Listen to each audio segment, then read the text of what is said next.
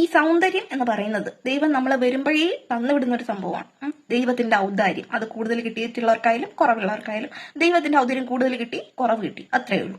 അല്ലാണ്ട് നമുക്ക് പൈസ കൊടുത്ത് വാങ്ങാനോ അല്ലെങ്കിൽ നമ്മൾ കഷ്ടപ്പെട്ട് ഹാർഡ് വർക്ക് ചെയ്ത് വാങ്ങിക്കാനോ ഒക്കെ പറ്റുന്ന ഒരു കാര്യമായിരുന്നെങ്കിൽ ഇപ്പൊ ഭംഗിയുള്ളവരെക്കാളും അല്ലെങ്കിൽ ഇപ്പോൾ സൗന്ദര്യമുണ്ട് എന്ന് പറയപ്പെടുന്ന ആൾക്കാരെക്കാളും ഭംഗി വേറെ പലർക്കും ഉണ്ടായിരുന്നേനെ. അപ്പൊ നിങ്ങൾ ചോദിക്കും, നീ സൗന്ദര്യം നോക്കാറില്ലേ എന്ന്. ഞാൻ നോക്കാറുണ്ട്. നല്ലൊരു ചേട്ടനെ, ചേച്ചിയെ, പെൺകുട്ടിയായാലും ആൺകുട്ടിയായാലും അതിപ്പോ ഏത് പ്രായമാണെന്ന് നോക്കാതെ പോലും ഒരു ഭംഗി കണ്ടു കഴിഞ്ഞാൽ കൊള്ളാലോ, നല്ല രസമുണ്ടല്ലോ, അടിപൊളി എന്നൊക്കെ ഞാനും ചിന്തിക്കാറുണ്ട്. അത് സ്വാഭാവികമാണ്. എന്ന് വെച്ചിട്ട് നമ്മൾ അങ്ങനെ ഒരു സൗന്ദര്യം ആസ്വദിക്കുന്നതിലപ്പുറം ഒരു റിലേഷൻഷിപ്പിൽ പോകുമ്പോൾ നമ്മൾ ഒരിക്കലും സൗന്ദര്യം അടിസ്ഥാന ഘടകമാക്കരുത്, അല്ലെങ്കിൽ അതാണ് മെയിൻ ഘടകം എന്ന് വെച്ചിട്ട് ഒരാളെ പ്രപ്പോസ് ചെയ്യുമ്പോൾ ആ ഒരു ഇഷ്ടം ആ ഒരു സൗന്ദര്യം കണ്ടിട്ടാകരുത് എന്ന് മാത്രമേ ഞാൻ ഇവിടെ ഉദ്ദേശിച്ചുള്ളൂ. അത് പറഞ്ഞപ്പോഴാ ഒരു പ്രധാന കാര്യം, ഞാൻ ഇത്രയും നാള് എന്റെ നാട്ടില് തേരാ പാരാ വാറ്റത്തിരിഞ്ഞ് നടന്ന സമയത്ത് ഒരുത്തനും വന്നിട്ടില്ല.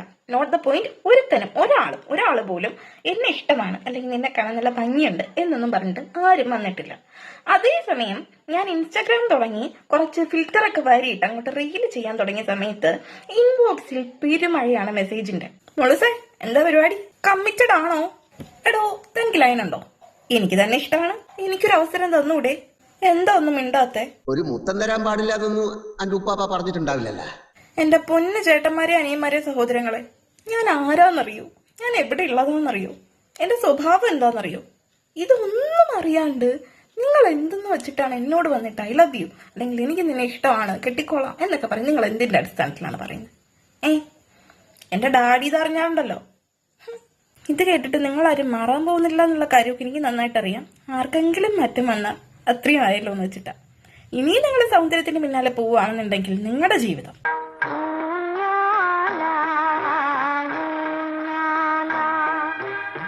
ശരി എന്നാ.